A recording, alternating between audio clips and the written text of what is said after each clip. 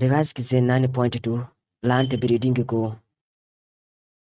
Traditional farming से humans और animals की फूड के रूप में लिमिटेड मात्रा में बायोमास का प्रोडक्शन होता है। अच्छे मैनेजमेंट के तौर तरीके और भूमि का क्षेत्रफल बढ़ने से एक निश्चित सीमा तक यील्ड बढ़ सकती है। प्लांट्स ब्रीडिंग ने एक टेक्नोलॉजी के रूप में उपज बढ़ाने में बहुत सहायता की है। Are you agree with this?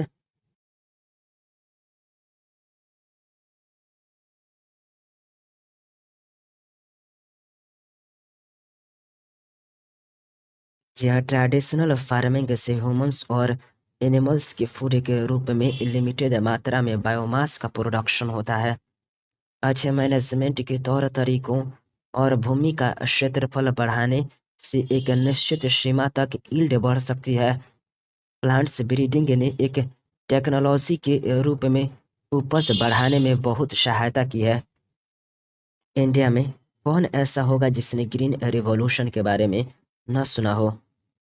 Green revolution ने फूड प्रोडक्शन की नेशनल रिक्वायरमेंट्स की पूर्ति ही नहीं बल्कि फूड की एक्सपोर्ट में भी सहायता की। ग्रीन रिवॉल्यूशन बहुत अधिक वीट, राइस, मेज आदि की हाई यील्डिंग और डिजीज रेजिस्टेंस वैरायटी की डेवलपमेंट के लिए प्लांट ब्रीडिंग टेक्निक्स पर आश्रित है। Are you agree with this?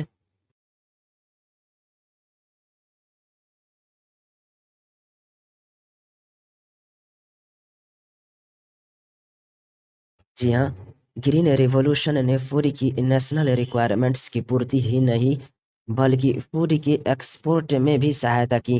Green revolution बहुत अधिक वीट, राइस, मेज आदि की हाई यील्डिंग और डिजीज रेजिस्टेंस वैरायटीज के डेवलपमेंट के लिए प्लांट ब्रीडिंग टेक्निक्स पर आश्रित है। रिवाइज कीजिए 9.2.1 व्हाट इज प्लांट ब्रीडिंग को। प्लांट ब्रीडिंग के अंतर्गत डिजायर्ड प्लांट्स की किस्में तैयार करने के लिए प्लांट स्पीशीज को उद्देश्यपूर्ण ढंग से मैनिपुलेट करते हैं। यह किस्में खेती के लिए अधिक उपयोगी, बेटर यील्ड करने वाली एक डिजीज रेजिस्टेंस होती है। ह्यूमन सिविलाइजेशन के आरंभ से हजारों ईयर्स पूर्व से ही पारंपरिक रूप में प्लांट ब्रीडिंग पर कार्य चल रहा है। Are you agree with this?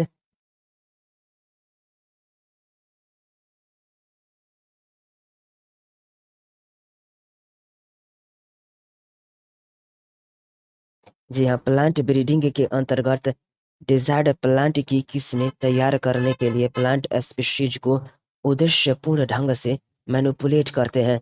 यह किस्में खेती के लिए अधिक उपयोगी, बेटर यील्ड करने वाली एवं डिजीज रेजिस्टेंस होती है। ह्यूमन सिविलाइजेशन के आरंभ से हजारों ईयर्स पूर्व से ही पारंपरिक रूप से प्लांट ब्रीडिंग पर कार्य चल रहा है। बताइए, प्लांट ब्रीडिंग के बारे में लगभग कब के रिकॉर्डेड एविडेंस आज भी उपलब्ध हैं?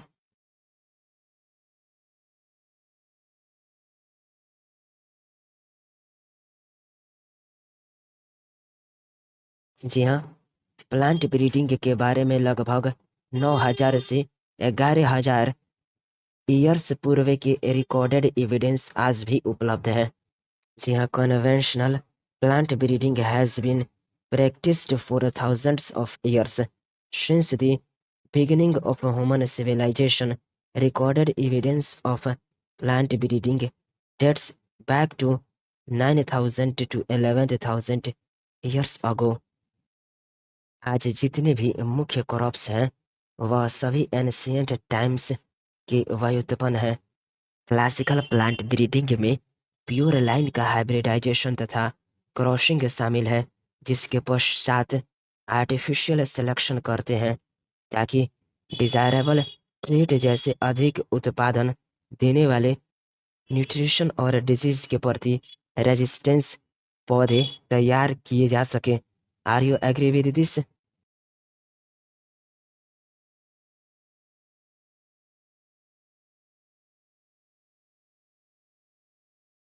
जी हाँ, आज जितने भी मुख्य क्रॉप्स हैं वह सभी एंशिएंट टाइम्स के व्युत्पन्न है।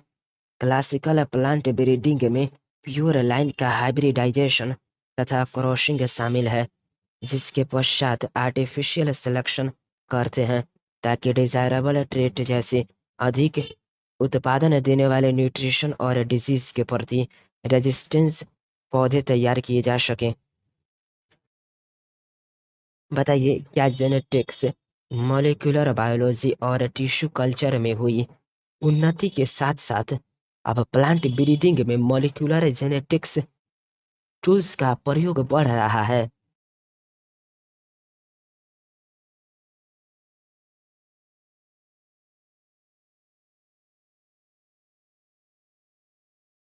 जी हाँ, जेनेटिक्स, मॉलिक्यूलर बायोलॉजी और टिश्यू कल्चर में हुई उन्नति के साथ साथ अब प्लांट ब्रीडिंग में मॉलिक्यूलर जेनेटिक टूल्स का प्रयोग बढ़ रहा है।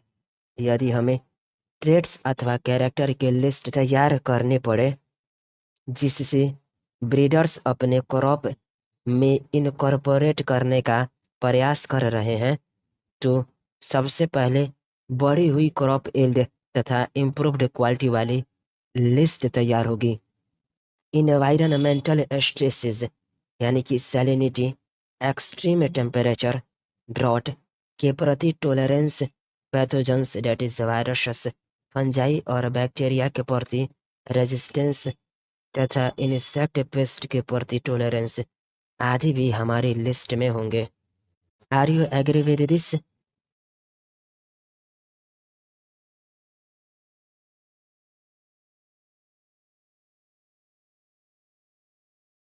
जी हाँ, यदि हमें ट्रेड्स अथवा कैरेक्टर के लिस्ट तैयार करने पड़े जिससे ब्रीडर्स अपने क्रॉप में इनकॉर्पोरेट करने का प्रयास कर रहे हैं, तो सबसे पहले बढ़ी हुई क्रॉप यील्ड तथा इम्प्रूव्ड क्वालिटी वाली लिस्ट तैयार होगी। इन्वायरमेंटल स्ट्रेसेस यानी कि सैलिनिटी, एक्सट्रीम टेम्परेचर, ड्रॉट के प्रति टॉलरेंस, पैथोजेंस यानी कि वायरसेस, फंजाई और बैक्टीरिया के प्रति रेजिस्टेंस तथा इंसेक्ट पेस्ट के प्रति टॉलरेंस आदि भी हमारी लिस्ट में होगी।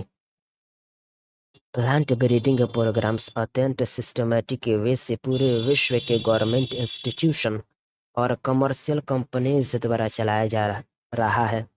जी हाँ, plant breeding programs are carried out in a systematic way world wide in government institution and commercial companies. Crop की एक नई जेनेटिक वैरायटी की ब्रीडिंग में मेन स्टेप्स क्या होते हैं, बताइए?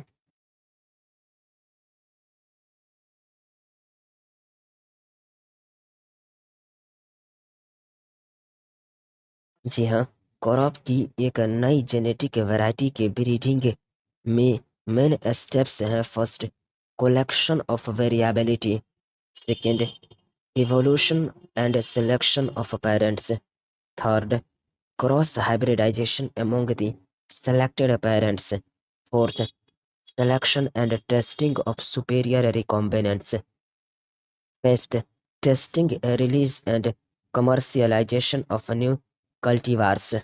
जी हाँ, क्रॉप की एक नई जेनेटिक वैरायटी के ब्रीडिंग में मेन स्टेप्स हैं। First, collection of variability.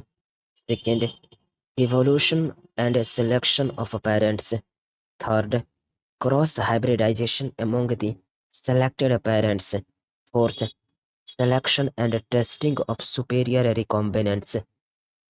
Fifth, testing, release and commercialization of new cultivars. बताइए, क्या जेनेटिक वेरिएबिलिटी किसी भी ब्रीडिंग प्रोग्राम का मूल आधार है? बहुत सी क्रॉप में प्री एग्जिस्टिंग जेनेटिक वेरिएबिलिटी उन्हें अपनी वाइल्ड प्रजाति से प्राप्त होती है। क्या डिफरेंट वाइल्ड वैरायटीज, स्पीसीज और कल्टीवेटेड स्पीसीज के रिलेटिव का कलेक्शन और प्रिजर्वेशन यानी कि उनके लक्षणों का इवोल्यूशन, उनकी पॉपुलेशन में अवेलेबल नेचुरल जीन की प्रभावकारी एक्सप्लॉइटेशन के लिए प्री रिक्विसाइट होता है?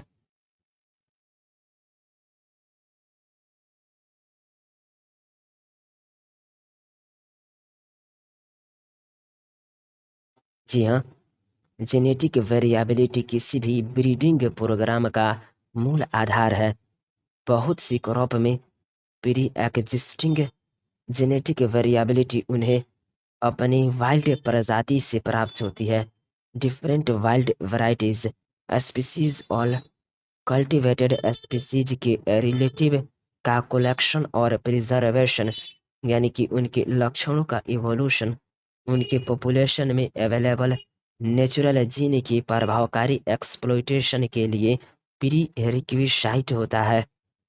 जी हाँ, जेनेटिक वेरिएबिलिटी किसी भी ब्रीडिंग प्रोग्राम का मूल आधार है। बहुत सी क्रॉप में प्री एक्जिस्टिंग जेनेटिक वेरिएबिलिटी उन्हें अपनी वाइल्ड प्रजाति से प्राप्त होती है।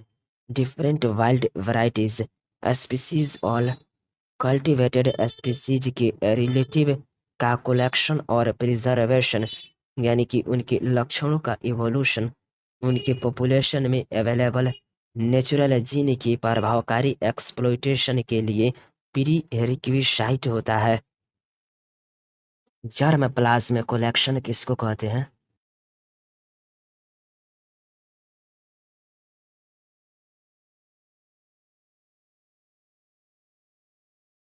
जी हाँ, किसी क्रॉप में पाए जाने वाले सभी जीन्स के विभिन्न एलेल्स के इनटायर कलेक्शन, यानी कि प्लांट या सीड्स को जर्म प्लाज्म कलेक्शन कहते हैं।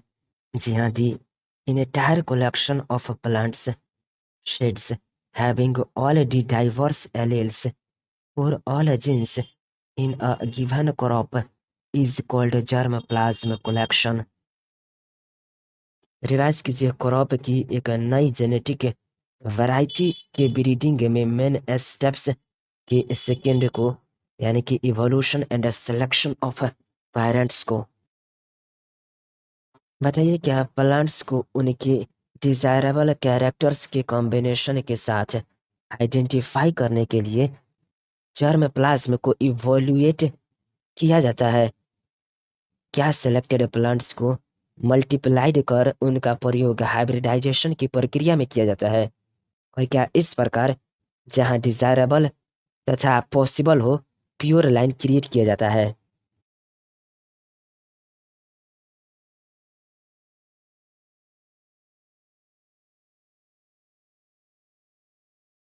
जी हाँ, प्लांट्स को उनके डिजायरेबल कैरेक्टर्स के कॉम्बिनेशन के साथ आइडेंटिफाई करने के लिए जर्म प्लाज्म को इवोल्यूएट किया जाता है। सेलेक्टेड प्लांट्स को मल्टीप्लाइड कर उनका प्रयोग हाइब्रिडाइजेशन की प्रक्रिया में किया जाता है।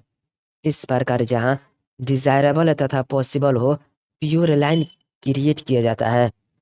जी हाँ, the germ plasm is evaluated so as to identify plants with desirable combination of characters. The selected plants are multiplied, are used in the process of hybridization. Pure lines are created whenever desirable and possible। जी हाँ, the germplasm is evaluated so as to identify plants with desirable combination of characters. The selected plants are multiplied, are used in the process of hybridization। Pure lines are created whenever desirable and possible।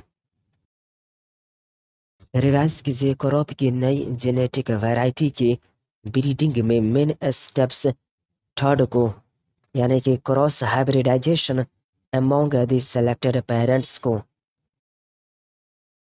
बताइए, desired characters को पराया किसको combined कर प्राप्त किया जाता है? उदाहरण के साथ बताइए।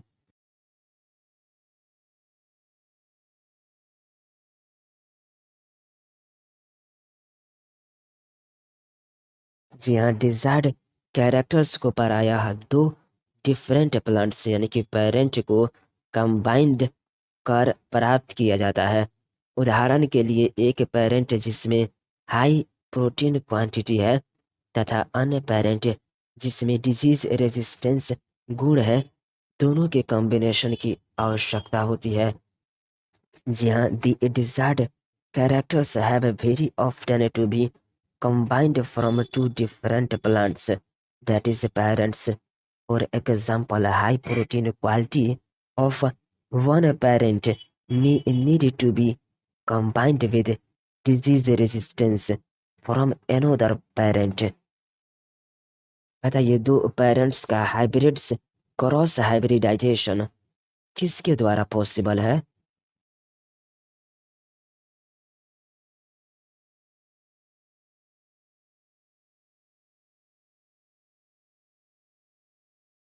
जी हाँ, दो पेरेंट्स का हाइब्रिड्स क्रॉस हाइब्रिडाइजेशन द्वारा पॉसिबल है, जिससे एक ही पौधे में डिजायर्ड कैरेक्टर्स जेनेटिकली कंबाइन हो पाते हैं। यह टाइम कंज्यूमिंग और कठिन प्रक्रिया है। मेल पेरेंट के तौर पर चूज किए गए डिजायरेबल प्लांट के पोलन ग्रेन को कलेक्ट करते हैं तथा इसे फीमेल पेरेंट के फ्लावर के एस्टिज्मा पर डालते हैं। यह नेसेसरी नहीं कि हाइब्रिड्स प्लांट में डिजायरेबल कैरेक्टर्स कंबाइन हो। सामान्यतः कुछ हंड्रेड से थाउजेंड्स क्रॉसेज में केवल एक ही डिजायरेबल कॉम्बिनेशन प्रदर्शित होता है। Are you agree with this?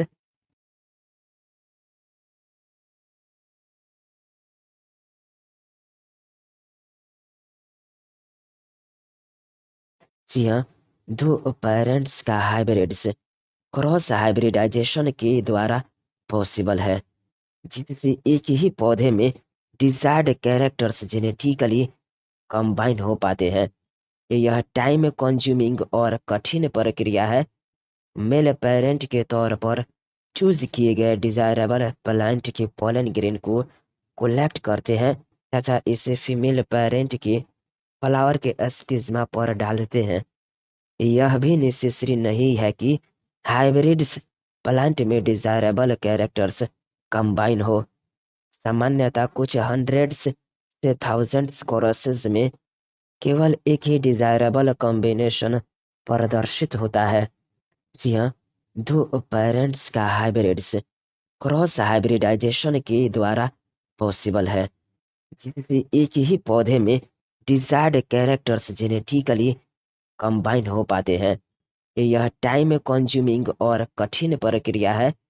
Male parent के तौर पर चूज किए गए डिजायरेबल प्लांट के पोलन ग्रेन को कलेक्ट करते हैं तथा इसे फीमेल पेरेंट के फ्लावर के एस्टिज्मा पर डालते हैं। यह भी नेसेसरी नहीं है कि हाइब्रिड्स प्लांट में डिजायरेबल कैरेक्टर्स कंबाइन हो। सामान्यतः कुछ हंड्रेड्स से थाउजेंड्स कोरसेस में केवल एक ही डिजायरेबल कॉम्बिनेशन प्रदर्शित होता है। जी हाँ, दो पेरेंट्स का हाइब्रिड्स पॉसिबल है by cross hybridization that genetically combine the desired characters in one plant.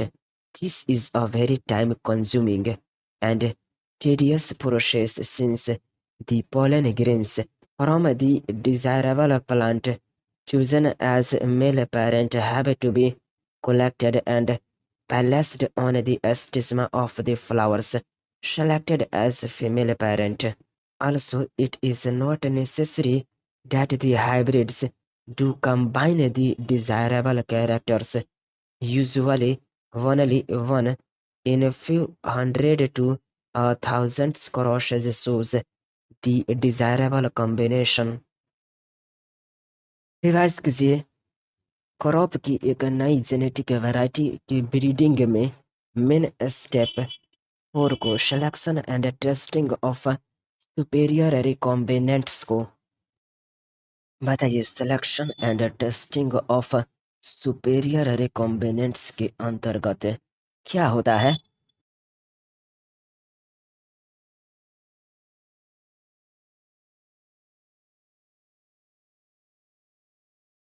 जी हाँ, selection and testing of superior recombinants के अंतर्गत हाइब्रिड्स की प्रोजेनी में से डिजायरेबल कैरेक्टर के कॉम्बिनेशन वाले प्लांट का सिलेक्शन किया जाता है।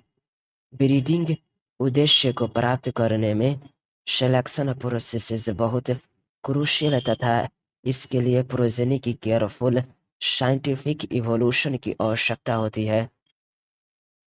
इस स्टेज के परिणाम स्वरूप ऐसे प्लांट प्राप्त होते हैं जो दोनों पेरेंट में सुपेरियर पराया एक से अधिक सुपेरियर प्रोजेनी वाले प्लांट अवेलेबल होते हैं। कई जेनरलाइजेशंस तक इनका सेल्फ पॉलिनेशन तब तक करते हैं जब तक कि यूनिफॉर्मिटी की अवस्था नहीं आ जाती, जिससे ये पता चल सके कि प्रोजेनी में कैरेक्टर सेग्रीगेट तो नहीं हो रहे। Selection and testing of superior recombinants के अंतर्गत हाइब्रिड्स की प्रोजेनी में से डिजायरेबल कैरेक्टर के कॉम्बिनेशन वाले प्लांट का सिलेक्शन किया जाता है। ब्रीडिंग उद्देश्य को प्राप्त करने में सिलेक्शन प्रोसेस बहुत क्रूशियल तथा इसके लिए प्रोजेनी की केयरफुल साइंटिफिक इवोल्यूशन की आवश्यकता होती है। इस स्टेज के परिणाम स्वरूप ऐसे प्लांट प्राप्त होते हैं जो दोनों पेरेंट में सुपेरियर पराया एक से अधिक सुपेरियर प्रोजेनी वाले प्लांट अवेलेबल होते हैं। कई जेनरलाइजेशंस तक इनका सेल्फ पॉलिनेशन तब तक करते हैं जब तक कि यूनिफॉर्मिटी की अवस्था नहीं आ जाती, जिससे ये पता चल सके कि प्रोजेनी में कैरेक्टर सेग्रीगेट तो नहीं हो रहे। Are you agree with this?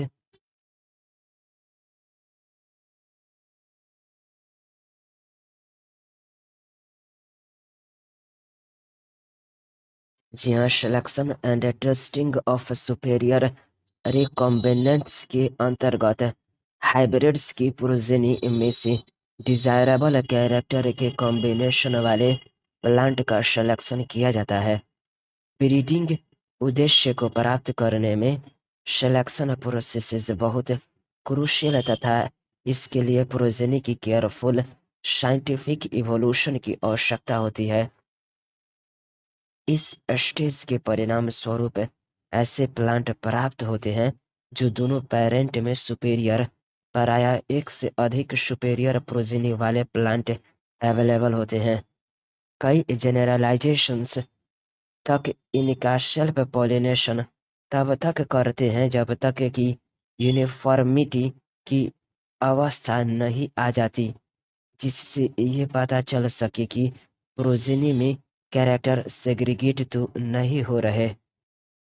बताइए, क्या selection and testing of superior recombinants के अंतर्गत हाइब्रिड्स की प्रोजेनी में से डिजायरेबल कैरेक्टर के कॉम्बिनेशन वाले प्लांट का सिलेक्शन किया जाता है?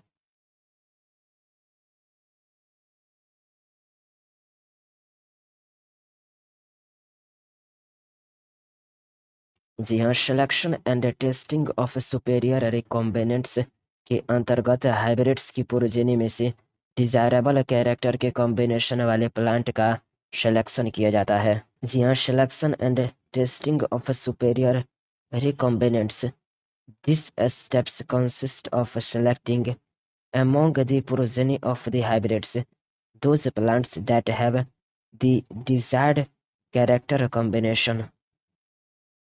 Selection and testing of superior recombinants में ब्रीडिंग उद्देश्य को प्राप्त करने के लिए किसकी आवश्यकता होती है और इस स्टेज के परिणाम स्वरूप कैसे प्लांट प्राप्त होते हैं?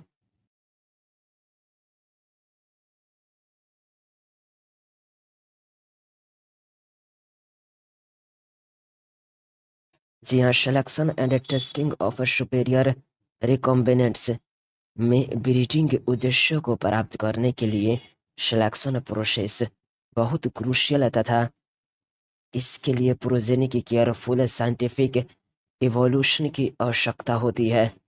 इस स्टेज के परिणाम स्वरूप ऐसे प्लांट प्राप्त होते हैं जो दोनों पेरेंट्स में सुपेरियर पराया एक से अधिक सुपेरियर प्रोजेनी वाले प्लांट अवेलेबल होते हैं। कई जेनरेशंस तक इनका सेल्फ पॉलिनेशन तब तक कराते हैं जब तक कि यूनिफॉर्मिटी की अवस्था नहीं आ जाती, जिससे यह पता चल सके कि प्रोजेनी में कैरेक्टर सेग्रीगेट तो नहीं हो रहे। जी हाँ, the selection process is crucial to the success of the breeding object and requires careful scientific evaluation of the progeny. These steps yield plants that are superior to both of the parent. That is, very often more than one superior progeny plant may become available. These are self-pollinated for several generations till they reach a state of uniformity, that is homozygosity, so that the characters will not segregate in the progeny. Revise कीजिए crop की एक नई genetic variety के breeding में main steps 5 को testing, release and commercialisation of new cultivars को। बताइए क्या न्यूली सिलेक्टेड लाइन्स को उनकी यील्ड और अन्य एग्रोनोमिक क्वालिटी वाले लक्षणों, डिजीज रेजिस्टेंस आदि गुणों के आधार पर इवैल्यूएट किया जाता है। इवैल्यूएटेड प्लांट को रिसर्च फील्ड में जहां उन्हें आइडियल फर्टिलाइजर प्राप्त हो रहे हो, उन्हें सिंचाई का जल मिल रहा हो तथा अन्य समुचित क्रॉप मैनेजमेंट उपलब्ध हो, वहां ग्रो कराया जाता है तथा उसमें उपयुक्त गुणों का इवैल्यूएशन किया जाता है।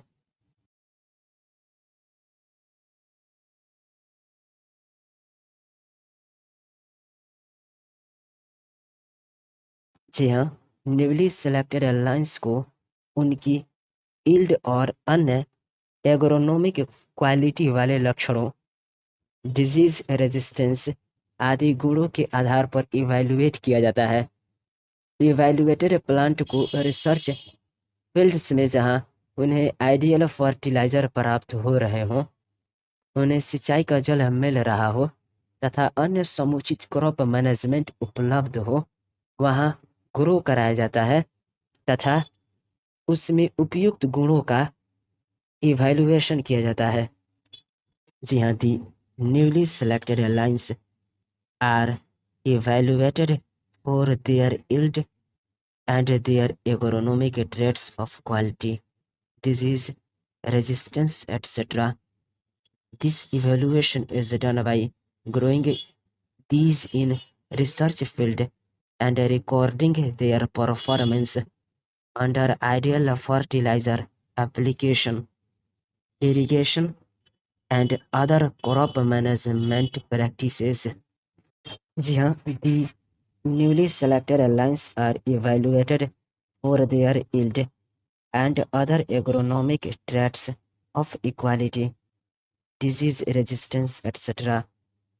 This evaluation is done by growing these in the research fields and recording their performance under ideal fertilizers, application, irrigation, and other crop management practices. The evaluation in research fields is followed by testing the materials in farmers field or at least 3 growing seasons at several locations in the country, representing all the agroclimatic zones where the crop is usually grown. जी हाँ, देश के विभिन्न हिस्सों में जहाँ पहले प्रायः grow कराई जाती हो तथा एग्रो क्लाइमेटिक जोन का निरूपण हो, वहाँ कम से कम 3 ग्रोइंग सीजन तक किसानों के खेत में टेस्टिंग के द्वारा इनका इवैल्यूएशन किया जाता है। जी हाँ, देश के विभिन्न हिस्सों में जहाँ पहले प्रायः ग्रो कराई जाती हो तथा एग्रो क्लाइमेटिक जोन का निरूपण हो, वहाँ कम से कम 3 ग्रोइंग सीजन तक किसानों के खेत में टेस्टिंग के द्वारा इनका इवैल्यूएशन किया जाता है। उपरोक्त मेथड से क्रॉप का कंपैरिजन बेस्ट उपलब्ध स्थानीय क्रॉप कल्टीवार या रेफरेंस कल्टीवार से करने के बाद इवैल्यूएट किया जाता है। जी हाँ, उपरोक्त मेथड से क्रॉप का कंपैरिजन बेस्ट उपलब्ध स्थानीय क्रॉप कल्टीवार या रेफरेंस कल्टीवार से करने के बाद इवैल्यूएट किया जाता है। बताइए, क्या इंडिया मेनली एक एग्रीकल्चरल कंट्री है? क्या इंडिया के जीडीपी की लगभग 33% आय, लगभग 62% पॉपुलेशन को रोजगार एग्रीकल्चर से प्राप्त होता है?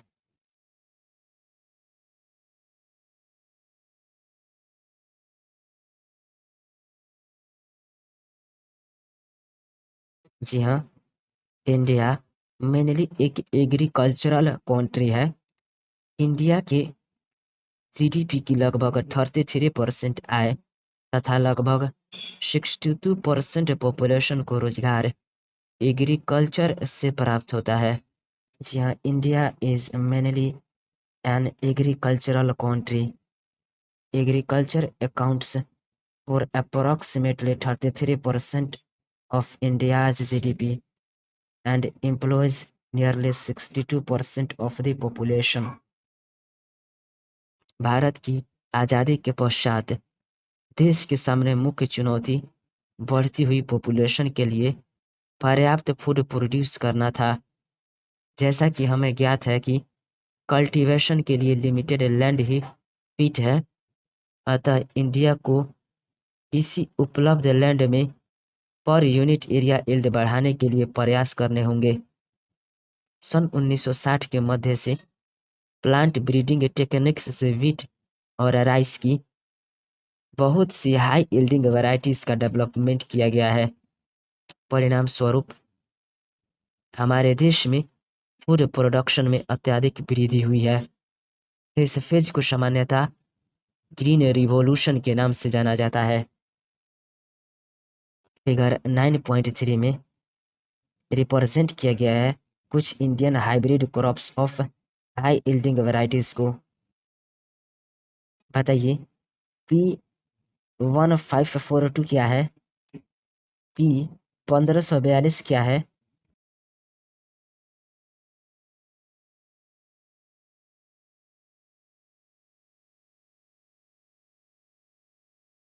जी हाँ, P1542 Indian hybrid garden pea है। जी हाँ, P1542 Indian hybrid garden pea है। जी हाँ, P1542 Indian hybrid garden pea है। HD 1553 क्या है?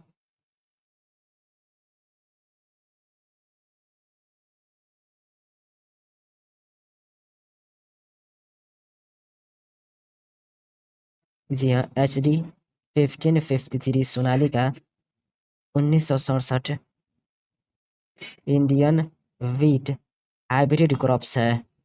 जी हाँ, HD 1553 Sonalika 1967 improved variety of wheat है। रिवाइज कीजिए व्हीट एंड राइस को।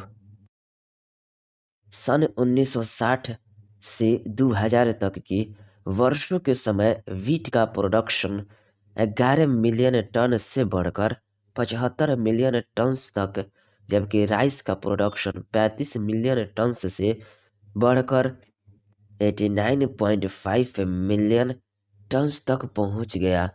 इसका कारण क्या है?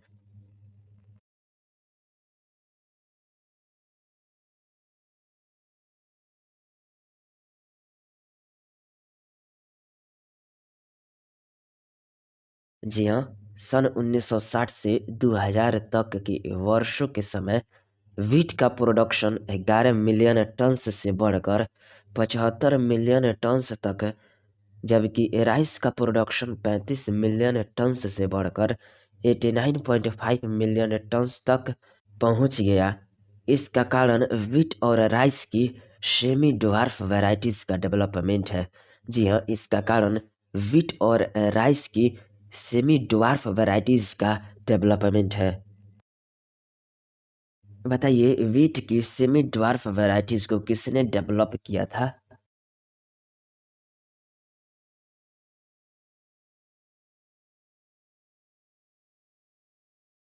जी हाँ, मैक्सिको स्थित International Centre for Wheat and Maize Improvement में नोबेल पुरस्कार विजेता नॉर्मन ई बोरलॉग ने व्हीट की सेमी ड्वार्फ वैरायटी को डेवलप किया था। जी हाँ, Nobel laureate Norman E Borlaug at International Centre for Wheat and Maize Improvement in Mexico developed semi dwarf wheat. सन 1963 में बहुत सी हाई यील्डिंग और डिजीज रेजिस्टेंस वैरायटीज का डेवलपमेंट कर उन्हें इंडिया की वीट प्रोडक्शन करने के लिए कई क्षेत्रों में इंट्रोड्यूस किया गया। दो का नाम बताइए।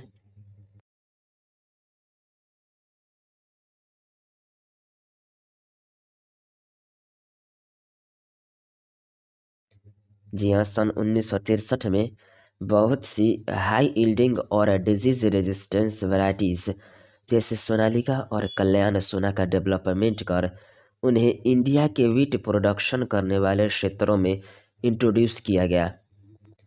जी हाँ, सन 1963 में बहुत सी हाई यील्डिंग और डिजीज रेजिस्टेंस वैरायटीज जैसे सोनालिका और कल्याण सोना का डेवलपमेंट कर उन्हें इंडिया के वीट प्रोडक्शन करने वाले क्षेत्रों में इंट्रोड्यूस किया गया।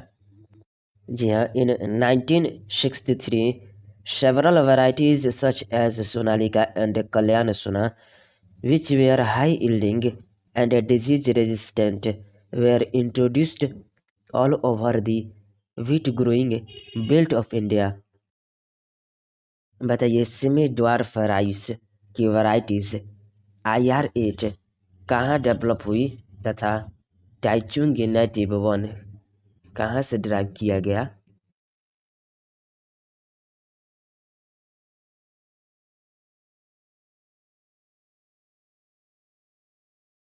जी हाँ, सेमी ड्वार्फ राइस की वैरायटीज को IR8 यानी कि इंटरनेशनल राइस रिसर्च इंस्टीट्यूट और IRRI फिलीपींस में डेवलप्ड तथा टाइचुंग नेटिव वन यानी कि ताइवान से ड्राइव्ड किया गया।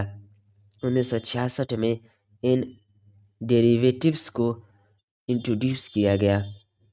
जी हाँ, सेमी ड्वार्फ राइस के वैरायटीज़ को IR8 यानी कि इंटरनेशनल राइस रिसर्च इंस्टीट्यूट और IRRI फिलीपींस में डेवलप्ड तथा टाइचुंग नेटिव वन यानी कि ताइवान से ड्राइव्ड किया गया। 1966 में इन डेरिवेटिव्स को इंट्रोड्यूस किया गया। IRRI का फुल फॉर्म बताइए।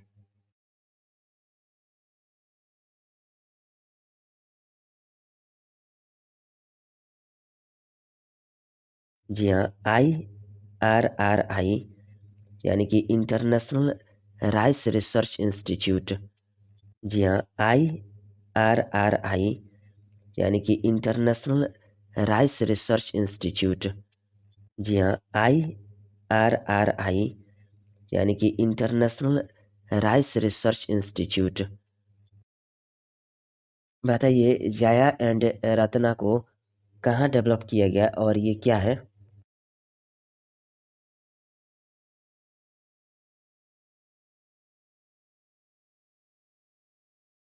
जी हाँ, बेटर यील्ड करने वाली semi dwarf varieties rice Jaya और रत्ना इंडिया में डेवलप की गई।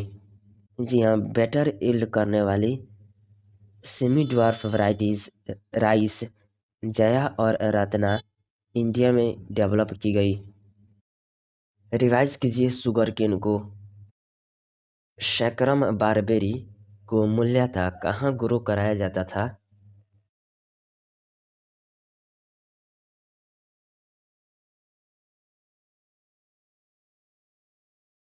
जी हाँ, शैकरम बारबेरी को मूलतया नॉर्थ इंडिया में ग्रो कराया जाता था, परंतु इसमें शुगर कंटेंट और यील्ड बहुत कम थी। जी हाँ, शैकरम बारबेरी को मूलतया नॉर्थ इंडिया में ग्रो कराया जाता था, परंतु इसमें शुगर कंटेंट और यील्ड बहुत कम थी। साउथ इंडिया में ग्रो करने वाला ट्रॉपिकल शुगर केन का नाम बताइए जिसका स्टेम थिक होता है तथा इसमें शुगर कंटेंट भी अधिक होता है, परंतु यह नॉर्थ इंडियन में सही से ग्रो नहीं कर पाता है।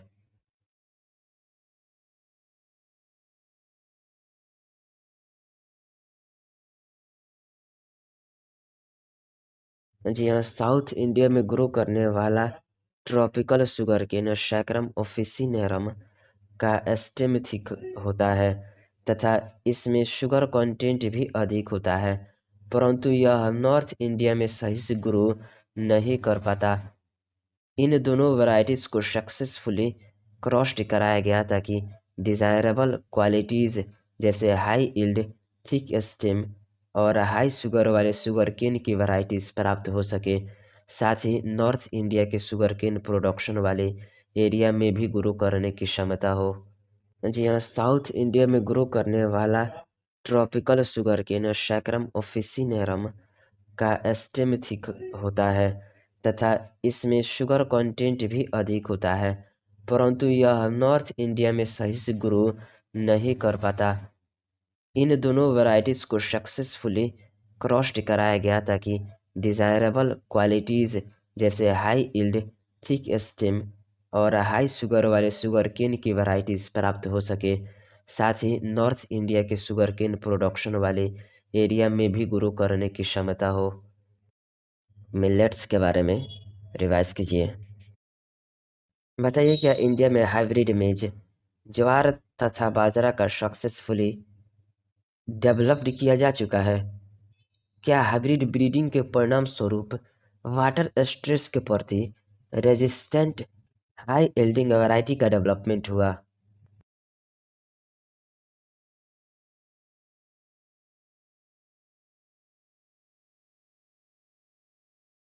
जी हाँ, इंडिया में हाइब्रिड मेज ज्वार तथा बाजरा का सक्सेसफुली डेवलप किया जा चुका है। हाइब्रिड ब्रीडिंग के परिणाम स्वरूप वाटर स्ट्रेस के प्रति रेजिस्टेंट हाई यील्डिंग वैरायटी का डेवलपमेंट हुआ। जी हाँ, इंडिया में हाइब्रिड मेज ज्वार तथा बाजरा का सक्सेसफुली डेवलप किया जा चुका है। हाइब्रिड ब्रीडिंग के परिणाम स्वरूप वाटर स्ट्रेस के प्रति रेजिस्टेंट हाई यील्डिंग वैरायटी का डेवलपमेंट हुआ। रिवाइज कीजिए 9.2.2 plant breeding for disease resistance को। फंजाई, बैक्टीरिया तथा वायरल पैथोजेंस की एक वाइड रेंज ट्रॉपिकल क्लाइमेट्स में कल्टीवेटेड क्रॉप स्पीशीज की यील्ड को प्रभावित करते हैं। प्रायः क्रॉप लॉसेस सिग्निफिकेंट होती है और यह हानि 20 to 30% अथवा कभी कभी तो पूरी फसल बेकार हो जाती है। इन सिचुएशन में ब्रीडिंग तथा डिजीज रेजिस्टेंस फसलें फूड प्रोडक्शन को इन्हांस करती है। यह फंगेसाइड्स और बैक्टीरियोसाइड्स उन पर डिपेंडेंसी को भी कम करने में सहायता करती है। Are you agree with this?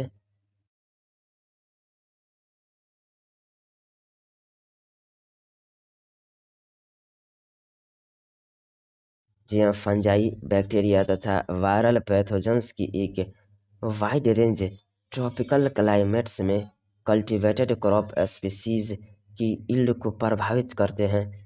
प्रायः क्रॉप लॉसेस सिग्निफिकेंट होती है और यह हानि 20 to 30% अथवा कभी कभी तो इससे पूरी फसल बेकार हो जाती है।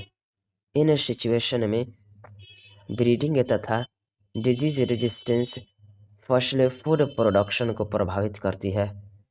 यह फंगिसाइड्स और बैक्टीरियोसाइड्स पर डिपेंडेंसी को भी कम करने में सहायता करता है। जी हाँ, फंजाई, बैक्टीरिया तथा वायरल पैथोजेंस की एक वाइड रेंज ट्रॉपिकल क्लाइमेट्स में कल्टीवेटेड क्रॉप स्पीसीज की यील्ड को प्रभावित करते हैं।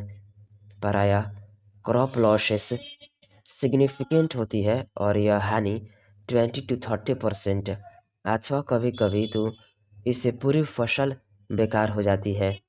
इन सिचुएशन में ब्रीडिंग तथा डिजीज रेजिस्टेंस फसलें फूड प्रोडक्शन को प्रभावित करती है। यह फंगिसाइड्स और बैक्टीरियोसाइड्स पर डिपेंडेंसी को भी कम करने में सहायता करता है। बताइए, क्या होस्ट प्लांट के रेजिस्टेंस उसके पैथोजन को डिजीज कॉज करने से रोकने की एबिलिटी है? इसका निर्धारण किसके द्वारा किया जाता है?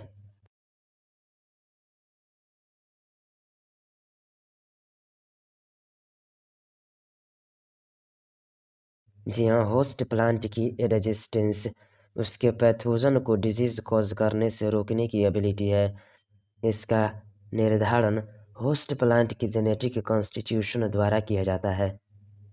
ब्रीडिंग की क्रिया अपनाने से पूर्व कॉजेटिव ऑर्गेनिजम्स के बारे में तथा उसके ट्रांसमिशन की क्रियाविधि की जानकारी इम्पोर्टेंट है।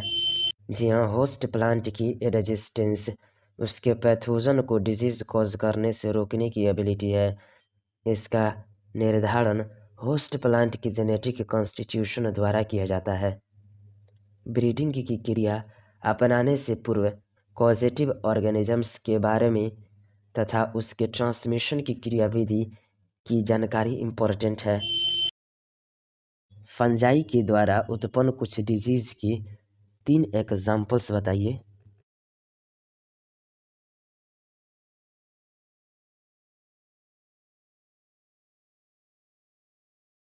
जी हाँ, कुछ डिजीज जो कि फंजाई के द्वारा कॉज्ड किए जाते हैं वो रस्ट से हैं। Brown rust of wheat, red rot of sugarcane, late blight of potato fungi द्वारा उत्पन्न कुछ डिजीज के एग्जाम्पल हैं।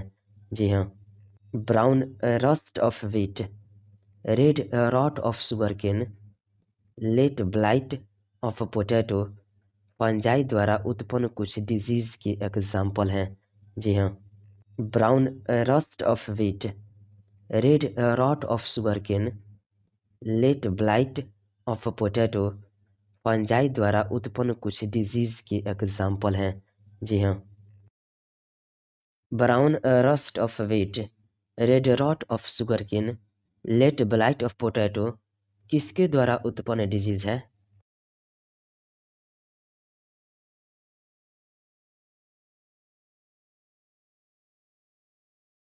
जी हाँ, brown rust of wheat, red rot of sugarcane, late blight of potato fungi द्वारा उत्पन्न कुछ डिजीज के एग्जाम्पल हैं। जी हाँ, brown rust of wheat, red rot of sugarcane, late blight of potato fungi द्वारा उत्पन्न कुछ डिजीज के एग्जाम्पल हैं।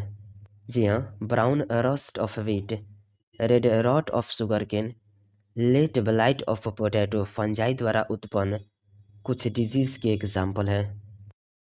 बताइए, ब्लैक रॉट ऑफ क्रूसीफर किसके द्वारा होता है?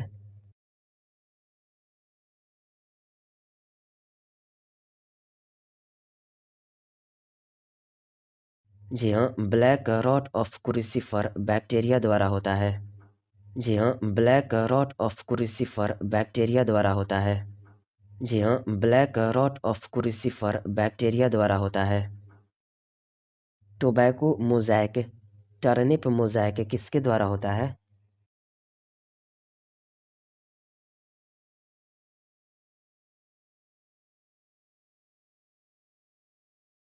जी हाँ, tobacco mosaic, turnip mosaic virus द्वारा होता है। जी हाँ, tobacco mosaic, turnip mosaic virus द्वारा होता है। जी हाँ, tobacco mosaic, turnip mosaic virus द्वारा होता है। Methods of breeding for disease resistance को रिवाइज कीजिए। ब्रीडिंग को कन्वेंशनल ब्रीडिंग टेक्निक्स अथवा म्यूटेशन ब्रीडिंग के द्वारा संपन्न किया जाता है। हाइब्रिडाइजेशन तथा सिलेक्शन डिजीज रेजिस्टेंस के लिए ब्रीडिंग के कन्वेंशनल मेथड हैं। इसके स्टेप अन्य एग्रोनोमिक कैरेक्टर्स जैसे हाई यील्ड के लिए ब्रीडिंग की विधि के आइडेंटिकल है। Are you agree with this?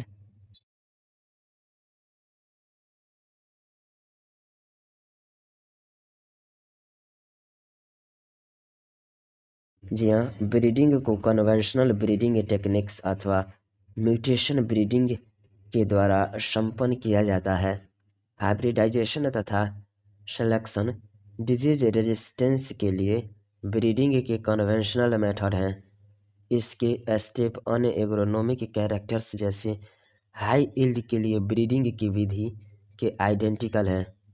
जी हाँ, breeding is carried out by conventional breeding techniques or by mutation breeding. The conventional method of breeding for disease resistance is that of hybridization and selection. Breeding को conventional breeding techniques अथवा mutation breeding के द्वारा संपन्न किया जाता है।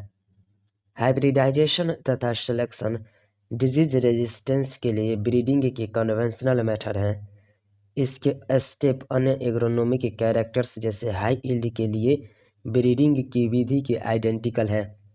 विभिन्न sequential step को बताइए।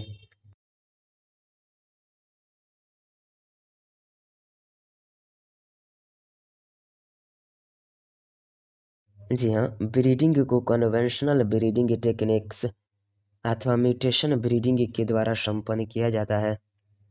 हाइब्रिडाइजेशन तथा सिलेक्शन डिजीज रेजिस्टेंस के लिए ब्रीडिंग के कन्वेंशनल मेथड है। इसके स्टेप अन्य एग्रोनोमिक कैरेक्टर्स जैसे हाइब्रिड यील्ड के लिए ब्रीडिंग की विधि के आइडेंटिकल है। विभिन्न सीक्वेंशियल स्टेप इस प्रकार है। फर्स्ट, रेजिस्टेंस सोर्स के लिए जर्म प्लाज्मा की स्क्रीनिंग। सेकेंड, सेलेक्टेड पेरेंट्स का हाइब्रिडाइजेशन। और लास्ट, हाइब्रिड्स का सिलेक्शन और इवोल्यूशन तथा वैरायटीज की टेस्टिंग तथा नई वैरायटीज को रिलीज करना है। जी हाँ, ब्रीडिंग को कन्वेंशनल ब्रीडिंग टेक्निक्स अथवा म्यूटेशन ब्रीडिंग के द्वारा संपन्न किया जाता है। हाइब्रिडाइजेशन तथा सिलेक्शन डिजीज रेजिस्टेंस के लिए ब्रीडिंग के कन्वेंशनल मेथड हैं। इसके स्टेप अन्य एग्रोनोमिक कैरेक्टर जैसे हाई यील्ड के लिए ब्रीडिंग की विधि के आइडेंटिकल है। विभिन्न सीक्वेंशियल स्टेप इस प्रकार है। रेजिस्टेंस सोर्स के लिए जर्म प्लाज्मा की स्क्रीनिंग। सेकेंड, सिलेक्टेड पैटर्न्स का हाइब्रिडाइजेशन। थर्ड, हाइब्रिड्स का सिलेक्शन और एवोल्यूशन तथा वैरायटी की टेस्टिंग तथा वैरायटीज को रिलीज करना। जी हाँ, ब्रीडिंग को कन्वेंशनल ब्रीडिंग टेक्निक्स अथवा म्यूटेशन ब्रीडिंग के द्वारा संपन्न किया जाता है। हाइब्रिडाइजेशन तथा सिलेक्शन डिजीज रेजिस्टेंस के लिए ब्रीडिंग की कन्वेंशनल मेथड हैं। इसके स्टेप अन्य एग्रोनोमिक कैरेक्टर जैसे हाई यील्ड के लिए ब्रीडिंग की विधि के आइडेंटिकल है। विभिन्न सीक्वेंशियल स्टेप इस प्रकार है। रेजिस्टेंस सोर्स के लिए जर्म प्लाज्मा की स्क्रीनिंग। सेकेंड, सिलेक्टेड पैटर्न्स का हाइब्रिडाइजेशन। थर्ड, हाइब्रिड्स का सिलेक्शन और एवोल्यूशन तथा वैरायटी की टेस्टिंग तथा वैरायटीज को रिलीज करना। क्या हाइब्रिडाइजेशन और सिलेक्शन द्वारा प्रजनित कुछ क्रॉप फंजाई बैक्टीरिया तथा वायरल डिजीज के प्रति रेजिस्टेंट होते हैं?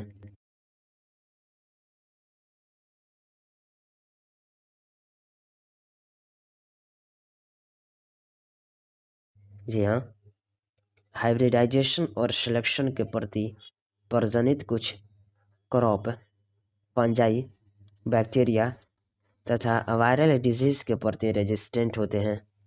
जी हाँ, हाइब्रिडाइजेशन और सिलेक्शन के प्रति प्रजनित कुछ क्रॉप फंजाई बैक्टीरिया तथा वायरल डिजीज के प्रति रेजिस्टेंट होते हैं। व्हीट वैरायटी हिमगिरी किस डिजीज के लिए रेजिस्टेंट है?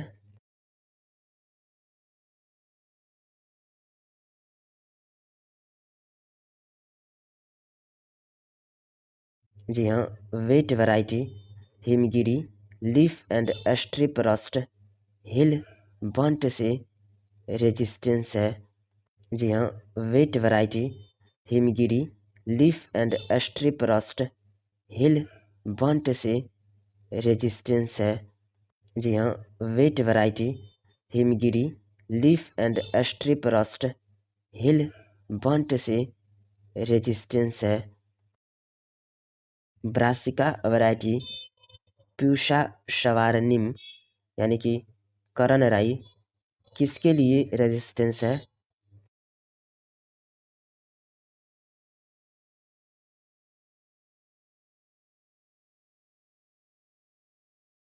जी हाँ, ब्रासिका वैरायटी प्यूसा स्वारनिम यानी कि करण राई वाइट रस्ट डिजीज के लिए रेजिस्टेंस है। जी हाँ, ब्रासिका वैरायटी प्यूसा स्वारनिम यानी कि करण राई वाइट रस्ट डिजीज के लिए रेजिस्टेंस है। जी हाँ, ब्रासिका वैरायटी प्यूसा स्वारनिम यानी कि करण राई वाइट रस्ट डिजीज के लिए रेजिस्टेंस है। Cauliflower variety Pusa Shubhra Pusa snowball K one किस डिजीज के लिए रेजिस्टेंस है?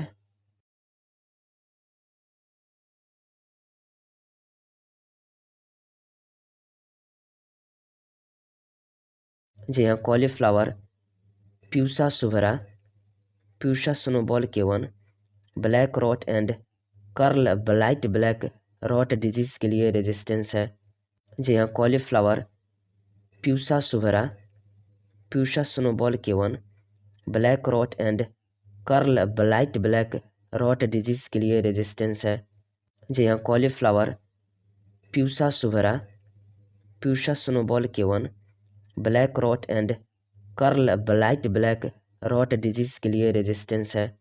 जी हाँ, cauliflower Pusa Shubhra Pusa snowball K one black rot and curl blight black rot disease के लिए रेजिस्टेंस है। काउपी वैरायटी प्यूसा कोमल किस डिजीज के लिए रेजिस्टेंस है?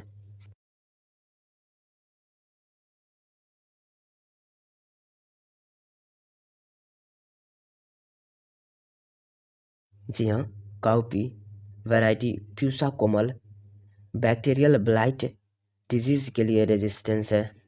जी हाँ, काउपी वैरायटी प्यूसा कोमल बैक्टीरियल ब्लाइट डिजीज के लिए रेजिस्टेंस है। जी हाँ, काउपी वैरायटी प्यूसा कोमल बैक्टीरियल ब्लाइट डिजीज के लिए रेजिस्टेंस है।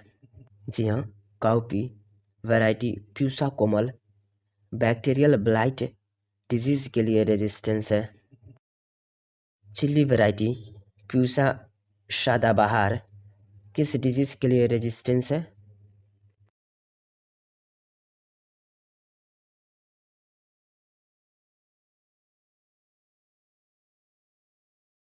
जी हाँ, क्रॉप चिल्ली वैरायटी प्यूसा सदाबहार chilli mosaic virus tobacco mosaic virus and leaf curl disease के लिए रेजिस्टेंस है।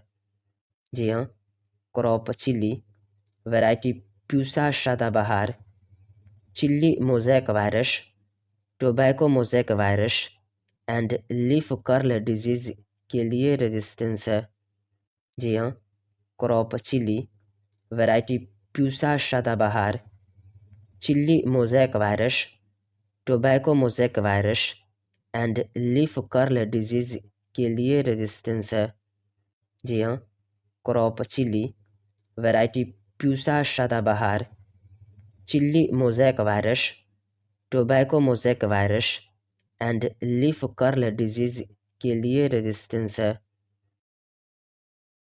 विभिन्न क्रॉप वैरायटीज अथवा उनके वाइल्ड स्पीसीज में डिजीज रेजिस्टेंस जीन्स उपस्थित रहता है, परंतु इनकी अवेलेबिलिटी लिमिटेड नंबर में होने के कारण प्रायः कन्वेंशनल ब्रीडिंग प्रायः निरुद्ध होती है। Are you agree with this?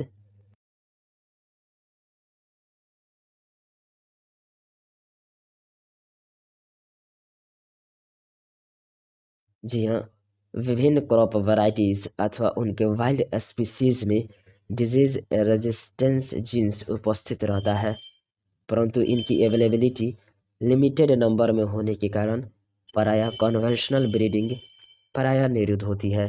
जी हाँ, conventional breeding is often constrained by the availability of limited number of disease resistance genes that are present and identified in various crop varieties or wild varieties। Plant में विविध उपायों द्वारा mutation प्रेरित किया जाता है और बाद में रेजिस्टेंस के लिए प्लांट मटेरियल की स्क्रीनिंग करने से डिजायर्ड जीन का आइडेंटिफिकेशन किया जाता है। डिजायरेबल कैरेक्टर्स वाले प्लांट को या तो डायरेक्टली मल्टीप्लाइड किया जाता है अथवा इसका यूज ब्रीडिंग में किया जा सकता है। Are you agree with this?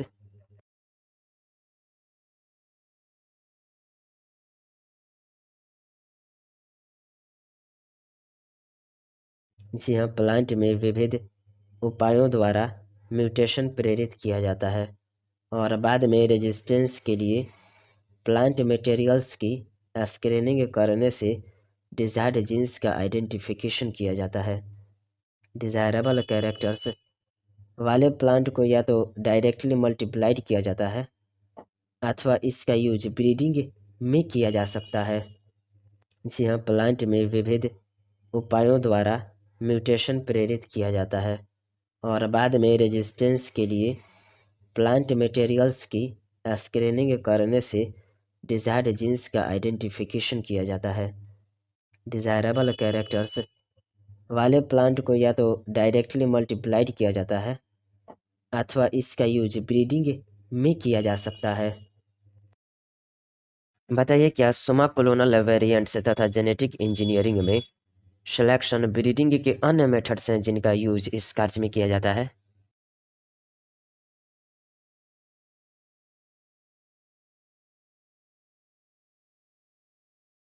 जी हाँ, सुमा कोलोनल वेरिएंट्स तथा जेनेटिक इंजीनियरिंग में सिलेक्शन ब्रीडिंग के अन्य मेथड्स हैं जिनका यूज इस कार्य में किया जाता है।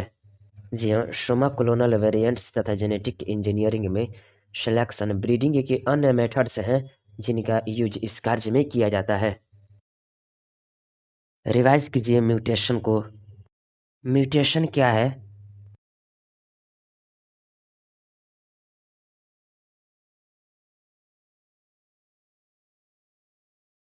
जी हाँ, म्यूटेशन वह प्रोसेस है जिसमें जीन के भीतर बेस सीक्वेंस में चेंज करके जेनेटिक वेरिएशन क्रिएट किया जाता है। इसके परिणाम स्वरूप नए कैरेक्टर या लक्षण विकसित होते हैं जो कि पेरेंट में नहीं पाए जाते हैं। जी हाँ, म्यूटेशन वह प्रोसेस है जिसमें जीन के भीतर बेस सीक्वेंस में चेंज करके जेनेटिक वेरिएशन क्रिएट किया जाता है। इसके परिणाम स्वरूप नए कैरेक्टर या लक्षण विकसित होते हैं जो कि पेरेंट में नहीं पाए जाते हैं। जी हाँ, mutation is the process by which genetic variations are created through changes in the base sequence within genes, resulting in the creation of a new character or trait not found in the parental type। बताइए, क्या mutation को artificial रूप से induce किया जा सकता है?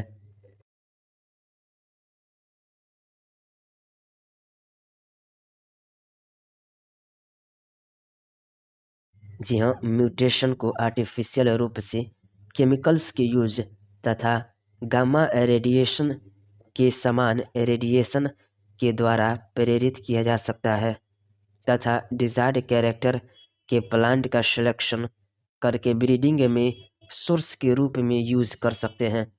इस प्रोसेस को म्यूटेशन ब्रीडिंग कहते हैं। जी हाँ, it is possible to induce mutation artificially through use of chemicals and radiation like gamma radiations and selecting and using the plants that have the desirable character as a source in breeding। This process is called mutation breeding। बताइए, mutation breeding किसको कहा जाता है?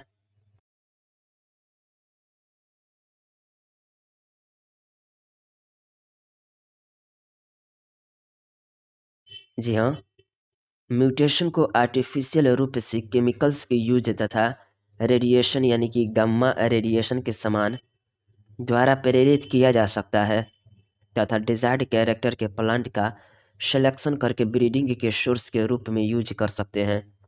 इस process को mutational breeding कहते हैं। जी हाँ, it is possible to induce mutations artificially through use of chemicals or radiations like gamma radiations and selecting the using the plants that have the desirable characters as a source in breeding. This process is called mutation breeding. Mutation breeding से प्राप्त एक plant का नाम बताइए।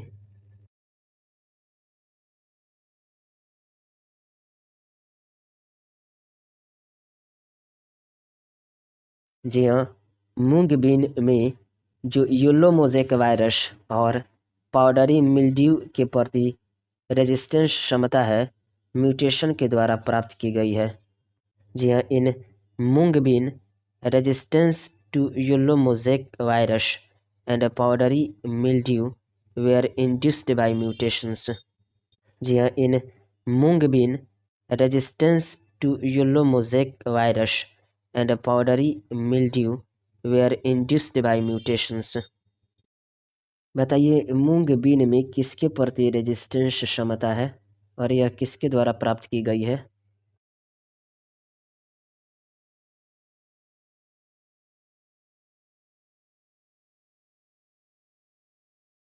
जी हाँ, मूंग been में yellow mosaic virus और powdery mildew के प्रति रेजिस्टेंस क्षमता है। यह म्यूटेशन के द्वारा प्राप्त की गई है। जी हाँ, in mung bean resistance to yellow mosaic virus and powdery mildew were induced by mutations. भिंडी का साइंटिफिक नेम बताइए। जी हाँ, भिंडी का साइंटिफिक नेम एबेलमोस्कस स्कुलिंथस है। जी हाँ, भिंडी का साइंटिफिक नेम एबेलमोस्कस स्कुलिंथस है। जी हाँ, भिंडी का साइंटिफिक नेम एबेलमोस्कस स्कुलिंथस है। पारभानिक क्रांति कैसे उत्पन्न हुई?